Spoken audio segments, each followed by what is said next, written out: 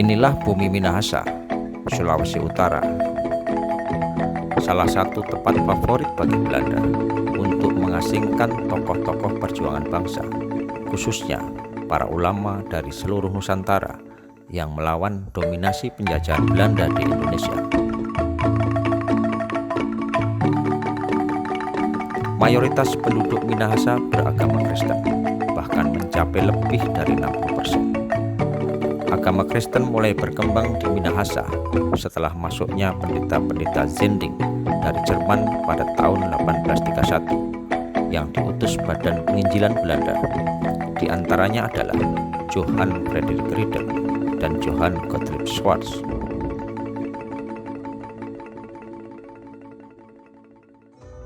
Pada tahun 1829, 2 tahun sebelum kedatangan para pendeta tersebut, Minahasa telah kedatangan lebih dahulu Kiai Mojo beserta 62 pengikutnya, seorang tokoh Islam dari Jawa.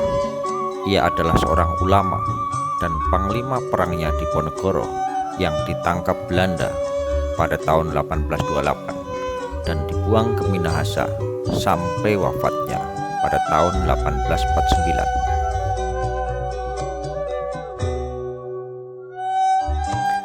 Pangeran Diponegoro juga sempat dibuang ke Manado oleh Belanda pada tahun 1830 selama kurang lebih 3 tahun sebelum akhirnya diasingkan ke Makassar.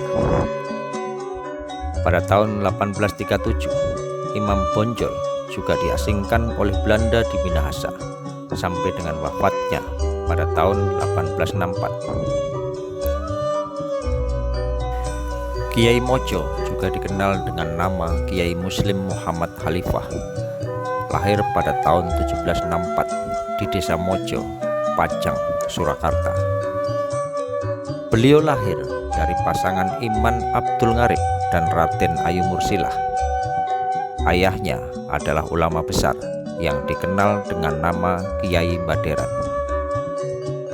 Ayahnya Abdul Ngarib adalah keturunan keluarga Keraton Surakarta yang memilih mengabdikan diri berdakwah agama Islam. Sedangkan ibunya Raden Ayu Mursilah merupakan saudara perempuan Sultan Hamengkubuwono III. Namun demikian, sejak lahir, Kiai Mojo tidak pernah berada di dalam lingkungan keraton. Kiai Mojo dan Pangeran Diponegoro masih memiliki ikatan kekerabatan. Diponegoro yang memiliki gelar Bendoro Raden Mas Kontowiryo adalah putra sulung Sultan Hamengkubuwono III dari istri Selir. Dengan demikian, Diponegoro adalah saudara sepupu Kiai Mojo. Hubungan keluarga antara keduanya makin erat setelah Kiai Mojo menikahi janda Pangeran Mangkubumi yang tidak lain adalah paman Diponegoro. Pangeran Diponegoro pun memanggil Kiai Mojo dengan sebutan paman, meskipun keduanya adalah saudara sepupu. Pengetahuan agama Kiai Mojo berasal dari ayahnya yang seorang ulama besar. Setelah menunaikan ibadah haji, Kiai Mojo sempat bermukim di Mekah. Sepulangnya dari Tanah Suci, beliau melanjutkan peran sang ayah mengelola pesantren di desanya dan berhasil menghimpun santri yang cukup banyak. Kiai Mojo bergabung sejak hari pertama pasukan Diponegoro tiba di Gua Selarong di daerah Bantul, Yogyakarta untuk menjalankan siasat perang gerilya melawan Belanda. Selain menjabat sebagai panglima besar pada perang Jawa melawan Belanda, dia adalah ulama besar penasihat Diponegoro yang juga berperan membimbing para pengikut setia Pangeran Diponegoro agar berjalan sesuai dengan ajaran agama Islam. Ia juga menjadi wakil Diponegoro dalam perundingan penting dengan Belanda pada 29 Agustus 1827 di daerah Klaten. Dalam upaya diplomasinya, Kiai Mojo dengan tegas mengajukan sejumlah tuntutan. Ia juga berhasil mengubah paradigma perlawanan terhadap penjajah Belanda dari label pemberontak menjadi perang sabil. atau perang suci melawan orang-orang kafir yang menjadi musuh Islam.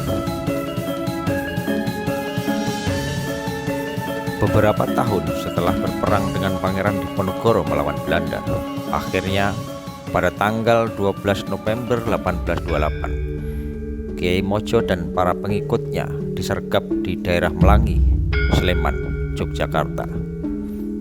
Dia beserta orang-orang dekatnya dan beberapa tokoh berpengaruh dibawa ke Solotigo. Selanjutnya dikirim ke Batavia dan diputuskan akan diasingkan ke Tondano, Minahasa, Sulawesi Utara.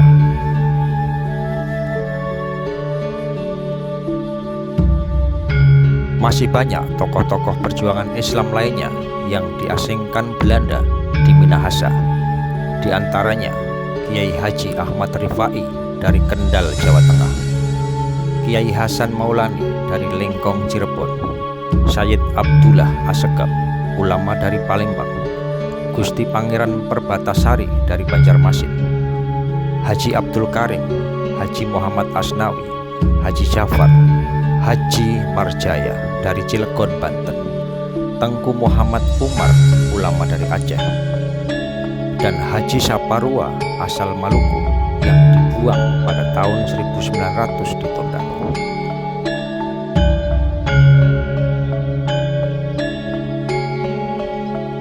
Begitu banyak ulama yang ada di Minahasa pada masanya.